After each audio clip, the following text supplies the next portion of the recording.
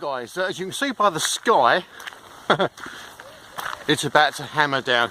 Now I've just come down from Hadleigh town centre and I'm currently walking towards Hadleigh Castle, and behind me you can see part of the Salvation Army tea rooms. Now they're really worth going into if you're coming down here for a day out. They're run by volunteers. There's some really nice food in there. It's a lovely atmosphere, and they've got like a little rare breeds farm that your kids can go and have a little look around. It all costs a couple of pennies, but it all goes to a good cause. So nice grub in there. But this here, if we can get some views, is part of Hadleigh Common, and we're just about to go and have a look at Hadleigh Castle. Now if you remember, what's his name?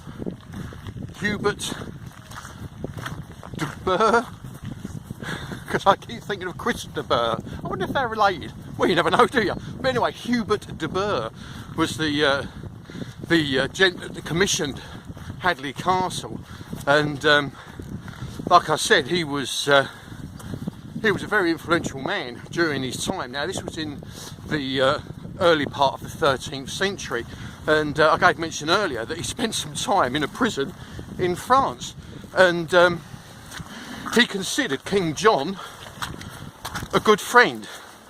Now when they heard that there was some sort of problem going on over in France, King John sent Hubert over there to go and sort it out. You know, go and have a chat with him, guys, will you?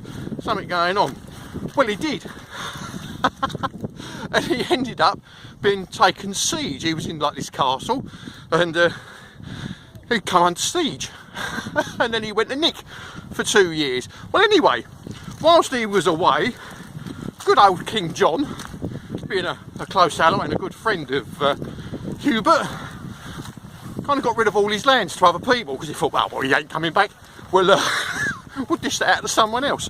Well, anyway, so after a couple of years, Hubert come back, and King John, he thought, that's a problem, isn't it? So anyway, he gave him some more lands, and he made him like Lord of various manors and all this sort of thing. And well, apparently de Burgh was married in total 3 times. Now I'm not quite sure what happened to his wives. They were all skip down here. They was all women of stature. They were princesses and you know, like earls or whatever they were, royalties' daughters. Now they might have died during childbirth, which seemed to be a common thing in those days. But anyway, I'm going to give you a little spin round. We've just walked over the wall of part of Hadleigh Castle. Now it's not the actual exterior wall, it's, if you like, the hardcore, the bit that was inside of the wall. Because I think it was in the 16th century, I'm not sure, I might be wrong on that, but whoever's in charge of the country at the time decided to give this place to someone else, and that someone else thought, well, it ain't really worth much as it is, I can't sell it. So what he done is he sold all the bricks to the local builders. Basically broke it all down for spare parts. But it's been renovated a couple of times. Now I'm going to spin you around. Let's try not to make you dizzy. Now that's the picture that Hadleigh Castle's famous for, and apparently John Constable painted that, and it's on display in a museum. So it's a long way to come from Constable Country down here to do a painting. But there you go, look at them views. Lovely, isn't it? And in the summer this place is full of people with their kids and their dogs and not having picnics and things. Beautiful.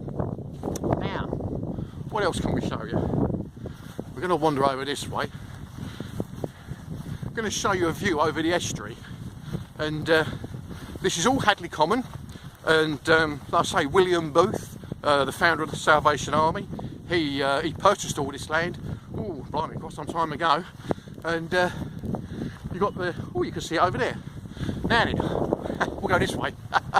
You're going to have to look over my shoulder, and it might not be too clear. Let's have a look. Let's try over there a bit more. You might be able to see on the hillside there's a faint track. Not very good with this camera.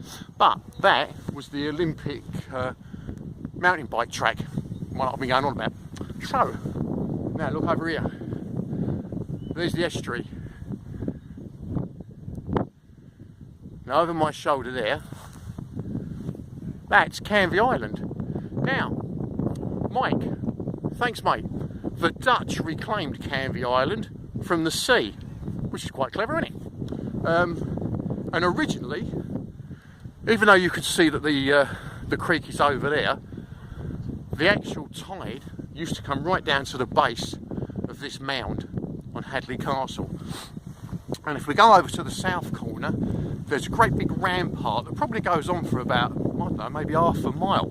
And I read the other day that was put in there to actually get all the quarried rock and stuff up on top of this hill. They couldn't just climb up the hill with it, but you can imagine in days of old, can't you? Like nights and things like that.